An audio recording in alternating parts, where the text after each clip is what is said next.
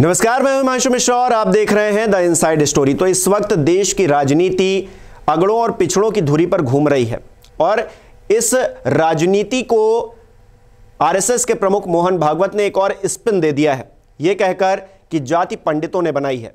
इसको लेकर विपक्ष को मौका मिल गया है और विपक्ष जमकर इस मुद्दे पर बैटिंग कर रहा है और कहीं ना कहीं आरएसएस हो या फिर भारतीय जनता पार्टी हो, वो बैकफुट पर नजर आ रही है।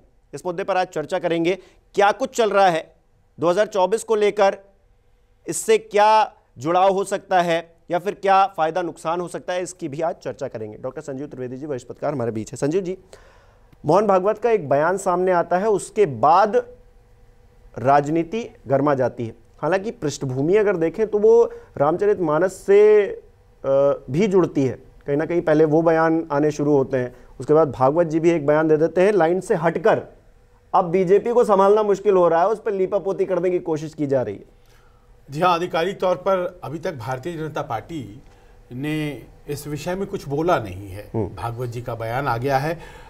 अलबत्ता एक स्पष्टीकरण जरूर राष्ट्रीय स्वयंसेवक संघ की तरफ से आया है कि पंडितों का अर्थ ये नहीं होता है कि ब्राह्मणों ने बनाई है जाति, और पंडितों से उनका तात्पर्य ये है कि उस दौर में जो ज्ञानी व्यक्ति थे उन्होंने जातियां बनाई है। लेकिन हमारे देश में जाति को लेकर जिस तरह से एक कॉन्शियसनेस है लोगों में, तो ये सामने आने लगी है बात कि ब्राह्मण समाज को लग रहा है कि उनके लिए बोला गया है। बीजेपी ने भी फॉर्मल इनफॉर्मल तरीके से उनके नेता जो कह रहे हैं वो यही कह रहे हैं कि दरअसल ये पंडितों के लिए है। और देखिए उदाहरण, पंडित हरिप्रसाद चौरसिया, तो ये पंडित शब्द जो है वो गुणी व्यक्ति के लिए प्रयुक्त होता है, न कि केवल ब्राह्मणों के लिए। चौरसिया जी जन्म से ब्राह्मण नहीं थे, लेकिन इतना बढ़िया बांसुरी बजाते हैं कि उनके नाम के आगे पंडित लगाया गया है। पर ये एक बड़ा वर्ग है ब्राह्मणों का जिनको लगता है कि नहीं, दरअसल ये लीपापोती हो रही है और कहा तो हमें ही गया है, और हमें इसलिए कहा गया है कि आरएसएस संघ प्रमुख दरअसल पिछड़ी जातियों के वोट लेना चाहते हैं। और जो इस वक्त रामचरितमानस को लेकर विवाद चल रहा है, जिसकी शुरुआत बिहार के एक मिनिस्टर ने की थी और वो होती हुई उत्तर प्रदेश पहुंच गई है, तो उसमें जो बैकफुट पर बीजेपी है उससे उबारने के लिए दरअसल ये काम हो रहा है। और वो नाराज़गी तो है, ब्राह्मणों के एक वर्ग में इस तरह की नाराज़गी तो है, पर इस तरह की बात कहने की ज़रूरत क्यों आई, इसका बड़ा जो संदर्भ है वो आप सही कह रहे हैं, वो राजनीति है। इसमें उबारने की कोशिश हो रही है उस मुद्दे से, या उसमें और फंसाने की कोशिश कर दी है भागवत साहब ने? क्योंकि कहा जा रहा है रामचरितमानस की जो चौपाइयाँ हैं कुछ, उसको लेकर आपत्ति कुछ लोगों ने दर्ज करवाई। स्वामी प्रसाद मौर्य हों, उन्होंने भी इस बात का जिक्र किया। उस मुद्दे पर बात चल ही रही थी कि भागवत जी एक और चीज़ ले आए, यानी कि पिछड़ों को लेकर एक राजनीति थोपने की कोशिश या फिर जोड़ने की कोशिश की भारतीय जनता पार्टी उसी राह पर चलती है जहाँ पर दलितों और वंचितों का साथ नहीं दिया जाता।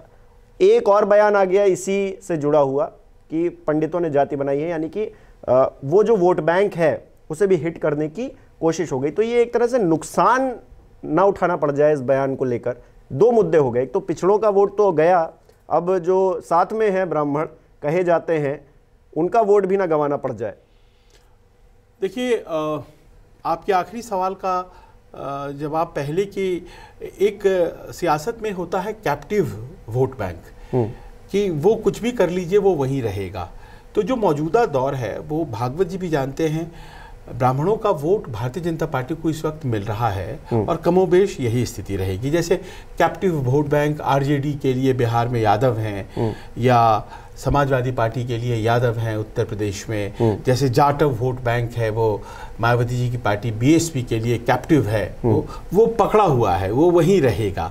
तो शायद ये जो रिस्क लिया गया है ये इस बात को ध्यान में रखते हुए लिया गया है कि ये वोट बैंक कहीं जाने वाला तो शिफ्ट होते हुए भी हमने देखा है कई बार। वो तो संभव है, क्योंकि भारतीय जनता पार्टी ये भी दावा करती है कि मुस्लिम्स हमको वोट देते हैं, वो बिल्कुल है। देखिए साल 2007 कोई किसी के साथ है ऐसा जरूरी तो नहीं, कॉन्फिडेंट नहीं हो सकता है। साल 2007 में हम लोगों ने देखा है कि किस तरह से बीएसपी के समर्थन में उत्तर प्रदेश का ब्राह्मण समाज आ गया और मायावती जी की सरकार 2007 से 2012 तक चल पाई थी। बहुत संख्या में ब्राह्मण विधायक जीत करके आए थे और साथ थे बीएसपी के।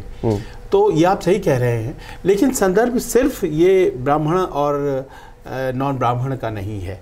संदर्भ दरअसल देखिए ये है कि रामचरितमानस पर जब 11 जनवरी को बिहार के एक मंत्री चंद्रशेखर, शिक्षा मंत्री हैं, उन्होंने बयान दिया, तो उस बयान के बाद लगा ऐसा कि तेजस्वी यादव कहेंगे कि संभाल कर बोलिए या इस तरह की बातें मत बोलिए, ये आस्था से जुड़ा मसला है।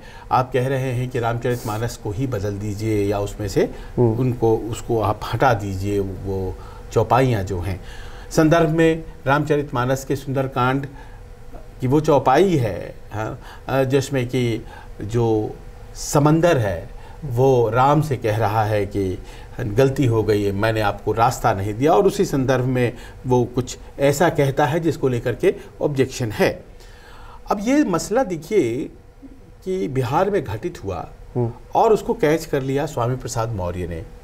जब स्वामी प्रसाद मौर्य ने ये बात कही कि ऐसे बातों को रामचरितमानस से हटा देना चाहिए, तो उसके बाद फिर से ऐसा लगा कि अखिलेश जी कहेंगे कि दरअसल इस तरह की बातें नहीं की जानी चाहिए, और मैं भी राम भक्त हूँ और रामचरितमानस में हमारी आस्था है। लेकिन जब मीटिंग हुई उनकी जनवरी के आखिर में स्वामी प्रसाद मौर्य और अखिलेश जी की, तो जानकर आश्चर्य हुआ कि बैठक के बाद खबर ये आई कि स्वामी प्रसाद मौर्य का प्रमोशन हो गया और वो जनरल सेक्रेटरी हो गए, और 42 सदस्यीय जो है नेशनल एग्जीक्यूटिव कमेटी है समाजवादी पार्टी के, उसके वो सदस्य हो गए। यानी कि अखिलेश जी उनके बयानों से कहीं ना कहीं सहमत दिखाई पड़े। उधर तेजस्वी सहमत दिखाई पड़े, इधर अखिलेश सहमत दिखाई पड़े। इस बयान में दरअसल जो जानकार हैं वो मानते हैं कि एक ऐसी ताकत है जो जातीय गोलबंदी को मजबूत करेगा। अगर भारतीय जनता पार्टी इस बयान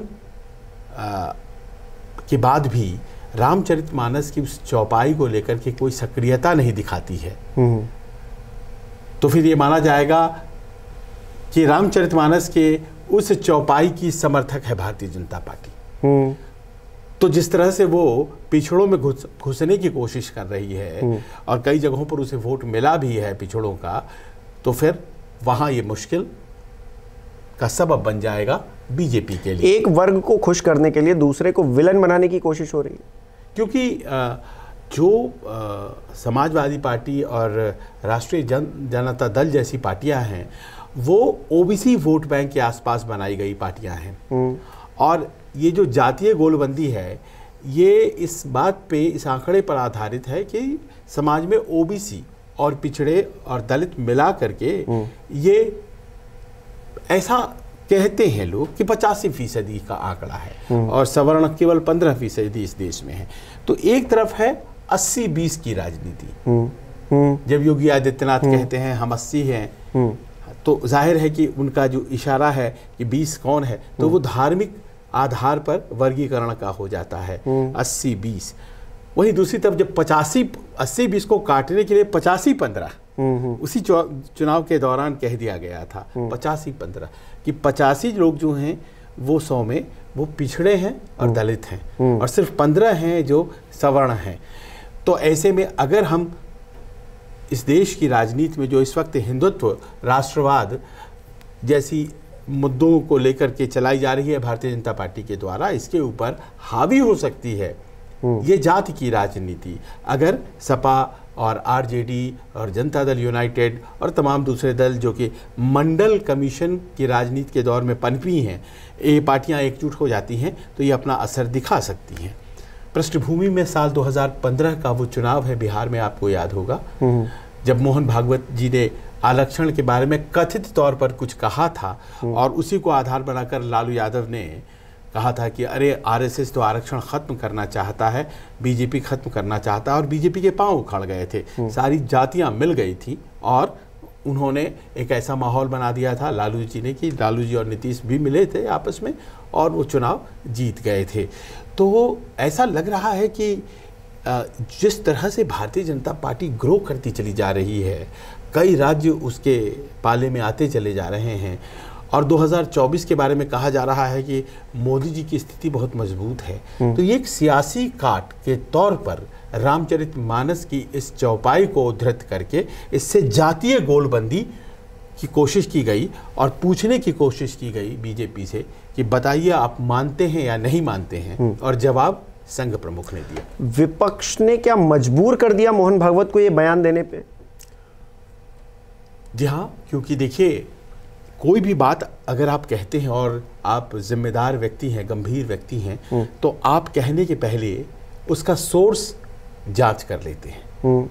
जैसे कोई भी बात हम जैसे लोग, सामान्य लोग भी अगर बोलते हैं तो हम लोग कि कहाँ से ये फैक्ट्स आए हैं, हम उसकी पहले पड़ताल कर लेते हैं, उसके बाद ही बोलते हैं। तो जब उन्होंने कहा कि ये जातियां तो पंडितों ने बनाई हैं, तो प्रश्न उठ गए कि जो चतुर्वर्ण मॉडल है हिंदू समाज का, और वो अच्छा मॉडल नहीं है। सब लोग ये कहते हैं कि आप ऊपर अगड़े और पिछड़े में कैसे बांट देते हैं, लेकिन चतुर्वर्ण मॉडल जो है वो कोई आदमी ने नहीं बनाई है, वो तो वैदिक काल में भी थी। वैदिक काल में भी चतुर्वर्ण मॉडल था और उसकी उत्पत्ति को लेकर के एक अपना अलग विमर्श, ब्राह्मण, क्षत्रिय, वैश्य और शूद्र। हाँ। और ये जो है ये अथर्ववेद में है, उसके पुरुष सूक्त में है, और जो आदि मानव हैं उनके शरीर के मुख से, कंधे से, जांघों से और पैर से। तो ये कल्पना है कि कहाँ, और ये जो कल्पना है जो लोग जानकार हैं वो कहते हैं कि दरअसल ये फंक्शनल डिवीजन है। सोसाइटी में काम के आधार पर सोसाइटी बटी हुई थी, तो जो पढ़ने पढ़ाने पाठन का काम करता था, धर्म कर्म का काम करता था, वो पंडित कहलाया। क्षत्रिय वो जो हाथों में शस्त्र लिए थे, और जो वैश्य वाणिज्य करते थे और गोचारण करते थे, गौ जिनके पास थी वो वैश्य में आए, और वो लोग शूद्र में आए जो कि इन वर्गों की मदद करते थे। अब देखिए कि कैसे ये जो एक फंक्शनल डिवीजन था ये बड़ा फ्लूइड था। ऋग्वेद में एक सूक्त ये भी है जिसमें एक ही परिवार में कोई व्यक्ति पढ़ने पढ़ाने का काम करता है, कोई व्यक्ति वाणिज्य का काम करता है, कोई भाई, और कोई भाई शूद्र का काम करता है। यानी कि ये एक कार्यों के आधार पर था, ऐसा ऋग्वेद में लिखा है। हम मानते हैं या नहीं मानते हैं ये हमारा मसला है। बाद में यूं होता चला गया कि समाज में जो ये वर्गीकरण है ये इतना सुदृढ़ होता चला गया, इतना ज़्यादा रिजिड होता चला गया कि ये जातियों में परिणत हो गया। और कहते हैं कि उसके बाद जितनी भी जातियों या ट्राइब्स या छोटे किंगडम्स पर विजय हासिल की जाती थी, तो वहाँ के जो लोग होते थे, जैसे किसी ट्राइब पर विजय प्राप्त किया गया तो उसको चौथे वर्ण में जोड़ते थे। अच्छा। तो इस कारण से संख्या बढ़ती चली जाती थी। उसको रूलर क्लास नहीं बनाते थे, उसको प्रिस्टली क्लास नहीं बनाते थे, उसको वाणिज्य भी नहीं देते थे, उसको चौथे। तो इस तरह से विजित जिसके ऊपर विक्ट्री की गई है उस वर्ग की जाहिर बात है कि वो बढ़ती गई संख्या। तो ये ऋग्वेद में है। किसने बनाया नहीं बनाया, कहते हैं कि ये आदि पुरुष के मुख से ब्राह्मण आए या इस तरह से। अब ये एक किंवदंती हो सकती है, बहुत से लोग इस पर विश्वास नहीं कर सकते हैं, लेकिन चतुर्वर्ण मॉडल का जो स्रोत है, सोर्स है, वो ये है, किसी पंडित ने नहीं बनाया है, ये तो ऋग्वेद में है। तो फैक्ट शायद वेरीफाई ठीक से नहीं किया गया, लेकिन राजनीतिक जरूरत थी इसको बोले जाने की कि हम भैया ये जो सकल तारणा के अधिकारी वाली लाइन हमारी लाइन नहीं है। हम जो हैं, हम दक्षिणपंथी विचार वाले लोग हैं, आरएसएस, बीजेपी, हम ये इसमें विश्वास नहीं करते हैं। तो इसमें ये कहकर कि हम इसमें विश्वास नहीं करते हैं, आप उनका विश्वास जीतना चाहते हैं जिनका विश्वास जीत लेने की कोशिश में सपा और आरजेडी हैं, यानी कि वो backward section of the society जो कि खड़ा है और सोच रहा है कि क्या मोदी जी के साथ रहना है आने वाले चुनाव में, या फिर हम हमें अखिलेश और तेजस्वी के साथ कुछ लोग ये भी कह रहे हैं कि भारतीय जनता पार्टी और राष्ट्रीय स्वयंसेवक संघ के बीच की जो दूरियां हैं वो कहीं ना कहीं डैमेज करने की कोशिश के मद्देनजर मोहन भागवत ने ये कह दिया ताकि भारतीय जनता पार्टी बैकफुट पर आ जाए। नहीं, ये मुझे लगता है कि सतही हो जाएगी। इस तरह की बातें जो हैं वो अनायास कही गई हैं 2015 में भी और 2023 में भी। अभी जो बात कही गई है ये जानबूझ करके भारतीय जनता पार्टी, देखिए इस बात को याद कीजिए, 1925 में आरएसएस का फाउंडेशन हुआ था। 2025 100 साल पूरा होगा। आरएसएस कतई नहीं चाहेगी कि उस वक्त भारतीय जनता पार्टी की सरकार इस देश में नहीं रहे। वो चाहेगी कि इस देश में भारतीय जनता पार्टी की सरकार रहे और उसी क्रम में वो कार्य करेगी। तो इसीलिए ये बात सही हो जाएगी कि दरअसल ये एक साजिश के तहत कहा गया। लेकिन क्या हुआ है कि अब ये कह करके आप जातीय गोलबंदी करने की कोशिश जो कर रहे हैं वो लहेगा या नहीं लहेगा। देखिए, इस बात को तो यकीन करना पड़ेगा कि अगर हमारे देश में किसी को राजनीतिक रूप से सफल होना है तो उसे हर वर्ग का वोट चाहिए, ओबीसी का भी वोट चाहिए और सवर्ण का भी वोट चाहिए। अब होने क्या लगा है कि Bharatiya Janata party upper caste party मानी जाती थी और बहुत ही सधे हुए तरीके से मोदी और उनकी टीम ने उसे बैकवर्ड्स और दलित्स में ले जाने का काम किया है। उसमें उन्होंने सफलता हासिल की है। एक झटके में वो टूट सकता है। स्वामी प्रसाद मौर्य ने जो शर्तें रख दी हैं सामने कि आप रामचरितमानस से ये हटवाइए, तो अगर बीजेपी से हटवाती नहीं है, जो कि वो नहीं हटवाएगी, तो फिर इसका अर्थ ये हुआ कि आप इस चौपाई में विश्वास करते हैं तो भाई चलिए हम एक साथ हो जाएंगे, हम ओबीसी और दलित एक साथ हो जाएंगे। इसका जो खतरा है, इसीलिए आपने देखा कि 2 दिन पहले मायावती जी भी सामने आई और उन्होंने भी कहा कि बरगलाने की कोशिश न करें अखिलेश, ये जो शूद्र शब्द का इस्तेमाल है असंवैधानिक है और ये देश रामचरितमानस से नहीं बल्कि संविधान से चलता है। ये बातें उन्होंने कही क्योंकि उन्हें भी अपने वोट बैंक को सुरक्षित रखना है। जो एक बड़ा 22% दलित वोट बैंक है उत्तर प्रदेश में, जिस पर सबों की निगाहें रहती हैं, उसमें सबसे बड़ा हिस्सा मायावती जी का है और अखिलेश उसको भी जोड़ना चाहते हैं इस चौपाई के माध्यम से। तो ऐसा लग रहा है कि जो सियासी खींचतान है उसमें कुछ ज्यादा बोल गए भागवत जी। भारतीय जनता पार्टी कहती है सबका साथ, सबका विकास, सबका विश्वास, ऐसा उनका कहना है। भागवत जी भी एक टाइम पे यही कहा करते थे कि हम जितने लोग हैं सब हिंदू हैं। वो मुस्लिम्स को भी हिंदू उसमें काउंट कर लेते थे। और फिर भागवत जी अचानक ये कहने लगे कि नहीं, फला जाति, मतलब वो जाति व्यवस्था में एंट्री मारने लगे। जो कहते थे कि सब एक है, पूरा हिंदुस्तान एक होने की बात करते थे, वो पर्टिकुलर किसी चीज को लेकर बात कर रहे हैं। यानी कि बात तो कुछ गंभीर हुई है। हाँ, ये जो मसला सामने आया है रामचरितमानस का, इसने कहीं ना कहीं बैकफुट पर तो डाल दिया है आरएसएस बीजेपी को। और शायद यही वजह है कि वो कुछ भी बोल करके चाह रहे हैं कि इस मामले को निपटाया जाए। हाँ, लेकिन यहाँ पर मानना पड़ेगा आरजेडी और ओबीसी फ्रंट फुट पर खेल रही हैं। आरजेडी और सपा ओबीसी पार्टियां जो हैं और बहुत मजबूती से खेल रही हैं। साल देखिए 1989 में 9वीं लोकसभा जब इस देश में हुई, तब से लेकर के राजनीति बदल गई है। गठबंधन की राजनीति और ओबीसी दलों का उदय, ये दोनों एक फैक्टर है जो 9वीं लोकसभा के बाद सामने आई है। 9वीं लोकसभा 1989 तक, ऐसा 8वीं लोकसभा 1989 तक कांग्रेस का कमोबेश शासन रहा। थोड़ी बहुत बीच में 2-3 साल के लिए मोरारजी की सरकार जनता पार्टी की आई थी, लेकिन उसके बाद तो ये देखिए गठबंधन और ओबीसी राजनीति दोनों साथ साथ चलते हैं 2014 तक, जब मोदी जी का आगमन होता है। तो देखिए इस दौर में लालू और मुलायम की राजनीति परवान चढ़ी है। इस दौर में मुलायम सिंह, कल्याण सिंह, मायावती, ये तमाम ऐसे नेता हैं जो पिछड़े वर्ग से आते हैं, दलित समुदाय से आते हैं और इन्होंने राजनीति अपने कब्जे में कर ली। ये तीनों मुख्यमंत्री हैं जिनका हमने नाम लिया, उत्तर प्रदेश जैसे बड़े राज्य के मुख्यमंत्री रहे हैं ये तीनों।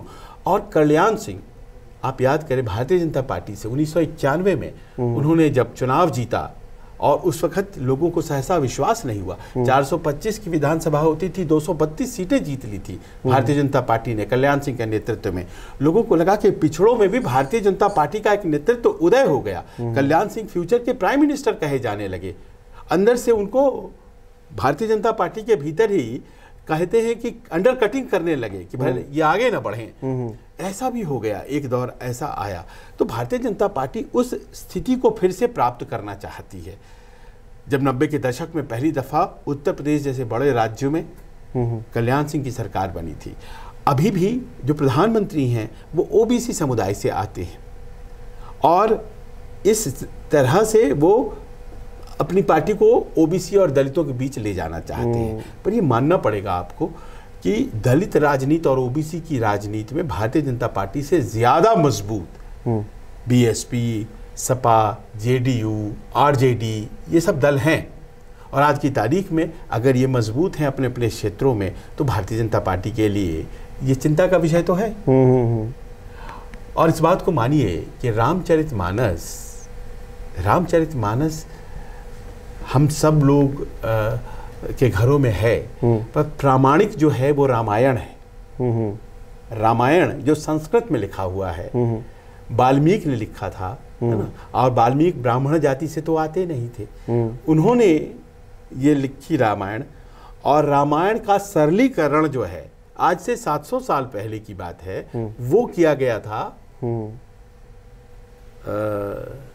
रामचरितमानस के लेखक तुलसीदास जी के द्वारा। तो तुलसीदास जी भगवान नहीं है, सेंट पोएट, कवि हैं वो। और उन्होंने जो भी संदर्भ जोड़े हैं वो सरलीकरण के क्रम में किया है, अवधी भाषा में लिखी गई है।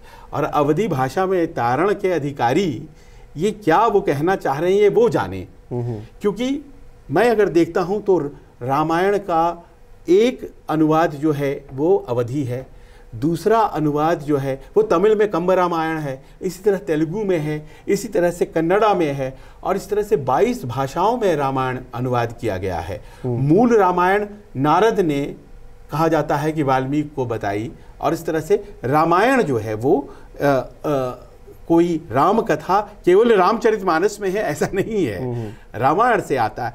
तो अब देखिए ये संदर्भ है कि एक जो ट्रांसलेशन है उस ट्रांसलेशन में एक चौपाई है और उस चौपाई को राजनीति का आधार बनाया गया है। और देखना पड़ेगा कि ये भारी पड़ते हैं आने वाले दिनों में, जातीय गोलबंदी इस चौपाई के आधार पर करने में सपा, आरजेडी ये भारी पड़ते हैं, या फिर इस तरह के जो बयान के साथ आरएसएस संघ प्रमुख सामने आए हैं वो उस विभेद को खत्म करने में सक्सेसफुल हो जाते हैं, जो कि पिछड़े वर्ग के बीजेपी समर्थकों के मन में आने लगा था, जिसे उभारने की कोशिश आरजेडी और सपा कर रहे थे। चलिए, क्लीन बोल्ड होंगे या फिर छक्का पड़ेगा ये तो आगे ही पता चलेगा, लेकिन हमारे दर्शक भी बता सकते हैं कि वो क्या सोचते हैं। क्या मोहन भागवत के बयान से भारतीय जनता पार्टी बैकफुट पर है? अगर है तो क्या इसीलिए क्योंकि रामचरितमानस का जो संदर्भ आ गया था, वो बातें चल रही थी,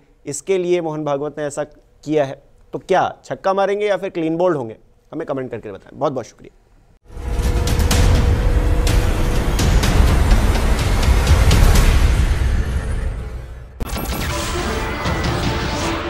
नमस्कार, मैं हूं मानक गुप्ता। अगर आपको हमारा ये वीडियो पसंद आया हो तो इसे लाइक और शेयर जरूर करें, और हां, हमें सब्सक्राइब और फॉलो करना ना भूलें ताकि आप देश और दुनिया की कोई खबर मिस ना करें। तो जुड़े रहिए हमारे साथ और देखते रहिए न्यूज़ 24।